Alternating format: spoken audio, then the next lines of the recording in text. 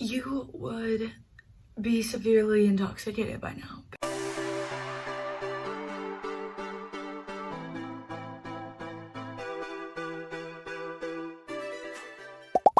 Hey y'all, welcome back to my channel. Hi, hello, how are you?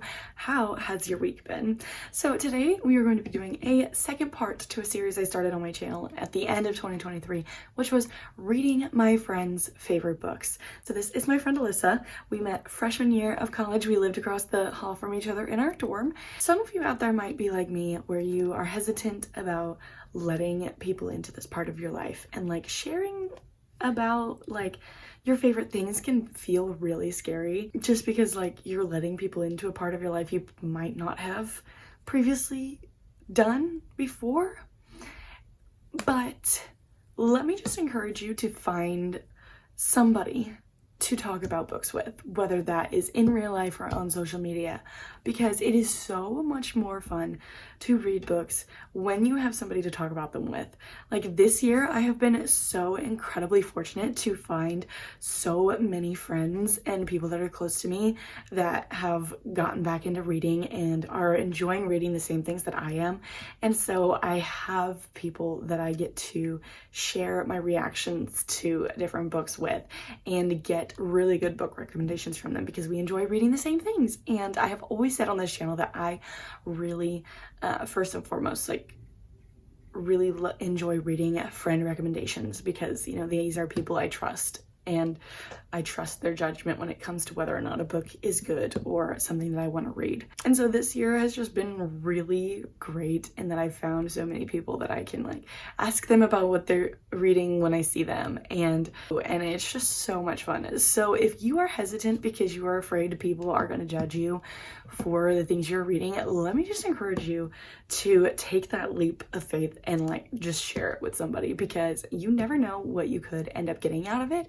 And reading is just so much more fun when you get to do it with other people.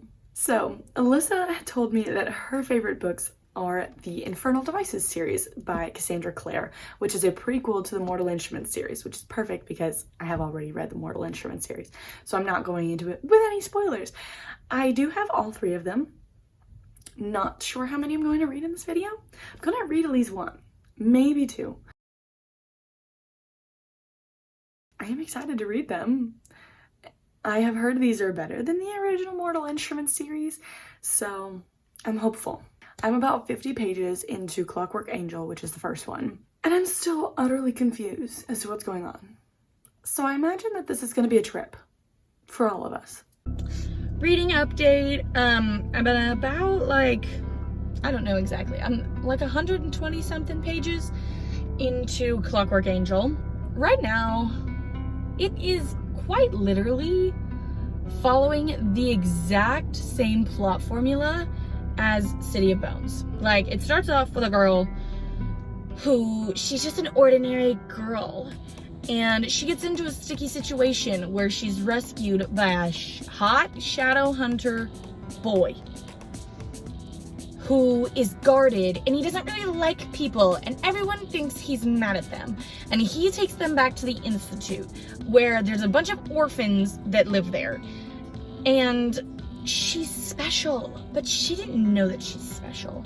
And they're still not really sure how she's special. And she's got a missing family member, and they're trying to help her find her missing family member. Am I talking about City of Bones, or am I talking about Clockwork Angel?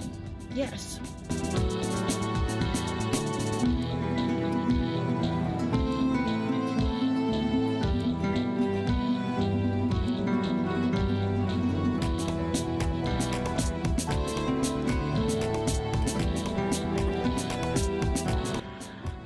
It has been literal days since I picked up this book.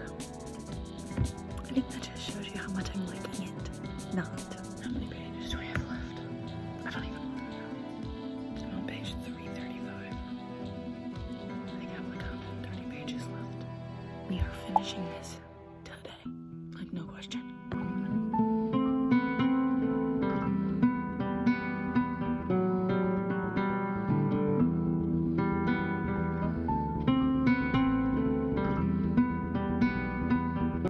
Okay, you can't see me and I know I keep saying this, but I am finishing A Clockwork Angel tonight. It's like 10:40. I'm going to finish it. I've got like 60 pages left. I can't deal with this book anymore. What on earth was that ending? That was a terrible ending. If you play a drinking game with how many times I said I was going to finish this book tonight with this video, you would be severely intoxicated by now, because the amount of times I said, I'm going to finish this book tonight, I'm going to finish this book tonight, and then didn't, was a lot. But I think that just is a testament to how much I liked this book, which was not a lot, because it took me a very long time to finish it. The characters were all just so mean to each other for no reason, and like, it's supposed to be like found family, but like looking at it, it's like, do you even like each other? Like, I don't think you do, because you guys are just being real mean to each other. And they are, it is exactly the same as City of Bones. So like, it starts off, we're following a girl named Tessa. Her parents are dead, her aunt is dead, so she's going to London to go live with her brother. Gets there, she gets kidnapped. She gets saved by Will Herondale, who is broody and hates everything, which is just like Jace Wayland from City of Bones. And oh, turns out Tessa's actually supernatural, which same thing happened with Clary from City of Bones. And they go to the Institute where they're all orphans, and of the kids who live there, it's 2 boys and 1 girl, which is exactly like how it is in City of Bones. Oh, guess what? Tessa's brother is missing, which is exactly what happened in City of Bones. One of Claire's family members went missing, and it literally is the exact same plot as City of Bones, just in a different place and time period with different character names. But like the character tropes, like the plot structure, it's all the same. I know that like when authors write prequels to their original series, they like do little things to point out like how they're connected and stuff. But this book, it just felt like she was grasping at straws to like make connections, because like she would put things in the book that was like in City of Bones or in the Mortal Instruments series, and like Tessa would like point it out and see it, and then it would be like, huh, that's weird, and like that was it.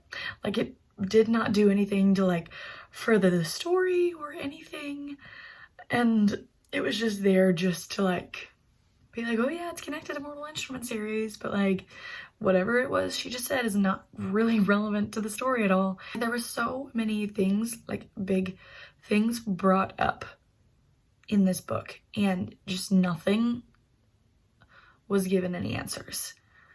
And like the ending was so abrupt and just was so unsatisfying, and like not in a way that makes me want to read the next book. So will I be reading the next book? I don't have any inclination to. I didn't like this one. I gave it 2 stars because I didn't like it. So sorry, Alyssa, I did not like this, but I don't know why I convinced myself I would when I didn't like the Mortal Instruments. That was just silly. Yeah, so those are my thoughts on A Clockwork Angel. I hope you guys enjoyed this video. If you did, please give it a thumbs up and subscribe to my channel if you're feeling up to it. I hope y'all have a lovely rest of your week, and I'll see you guys next time. Bye.